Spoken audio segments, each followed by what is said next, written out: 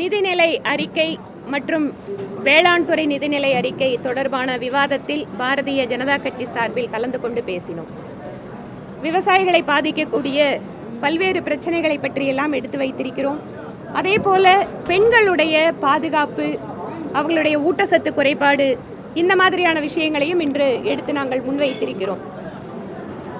பெண்களுக்கான உரிமைகள் தொடர்பாக மாநில அரசு கொண்டு வந்திருக்கக்கூடிய ஒரு சில அறிவிப்புகள் தொடர்பாக எங்களுடைய கருத்துக்களை வெளியிடுகின்ற பொழுது மரியாதைக்குரிய அமைச்சர்கள் மத்திய அரசு நிதி கொடுக்கவில்லை, மத்திய அரசு வேண்டுமென்றே நிதியை நிறுத்தி வைத்திருக்கிறது என்று அவர்களுடைய வழக்கமான ஒரு கருத்தினை இங்கு பேசிக் கொண்டிருக்கிறார்கள்.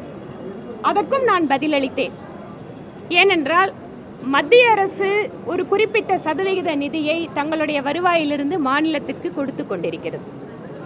நிதிக்குழுவினுடைய பரிந்துரையின்படி எந்த ஒரு மாநிலமாக இருந்தாலும், அது ஆளும் கட்சி ஆட்சி செய்கின்ற மாநிலமோ எதிர்கட்சி ஆட்சி செய்கின்ற மாநிலமோ, குறிப்பிட்ட மாநிலங்களுக்கு ஒரு குறிப்பிட்ட சதவிகித நிதியை கட்டாயம் அவர்கள் கொடுக்க வேண்டும். அதிலிருந்து 1% கூட மாற்ற முடியாது. இரண்டாவது, ஜிஎஸ்டி வசூலில் என்ன மாநில அரசின் பங்கோ அது நிச்சயமாக மாநில அரசுக்கு வந்து சேரும். அதெல்லாம் ஆட்டோமேட்டிக்கா இருக்கக்கூடிய ப்ராசஸ். மூன்றாவது ஒரு விஷயத்தை கூறினார்கள், உங்களுடைய மத்திய அரசினுடைய கருணை பார்வை பீகாருக்கு இருக்கு, யூபிக்கு இருக்கு, மகாராஷ்டிராவுக்கு இருக்கு, எங்களுக்கு இல்லைன்னு.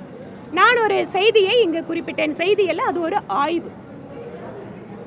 ஜிஎஸ்டி மூலமாக, மத்திய வரி பகிர்வின் மூலமாக வருகின்ற நிதியை தவிர மத்திய அரசு திட்டங்கள் வாயிலாக, சென்ட்ரலி ஸ்பான்சர்ட் ஸ்கீம் வாயிலாக நேரடியாக மக்களுக்கு அந்த திட்டங்களை கொண்டு போய் சேர்க்கும்.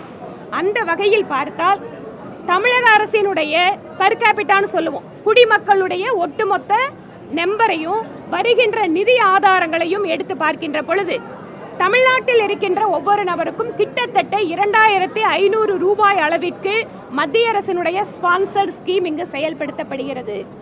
ஆனால் பீகார் மற்றும் மகாராஷ்டிரா போன்ற மாநிலங்கள் எல்லாம் 1000 ரூபாய் 1500 ரூபாய்க்குள்ளதான் அவங்களோட பர் கேபிட்டா பெனிஃபிட் வந்துட்டு இருக்கு. இதையெல்லாம் வசதியாக மறைத்துவிட்டு நாங்கள் மொழி உரிமைக்காக நாங்க போராடிட்டு இருக்கோம், நாங்க இணக்கமா போக மாட்டோம் அப்படின்னு சொல்லி பதில் பேசிட்டு இருக்காங்க. அவர்கள் சொல்வது உண்மை அல்ல, உரிமையும் அல்ல, ஹிப்போக்ரசி, இரட்டை வேடம். இந்த இரட்டை வேடத்திற்கு தமிழக மக்களுடைய நலனை பலி கொடுத்து கொண்டிருக்கிறார்கள் திராவிட முன்னேற்ற கழகத்தினுடைய அரசாங்கத்தில் இருப்பவர்கள்.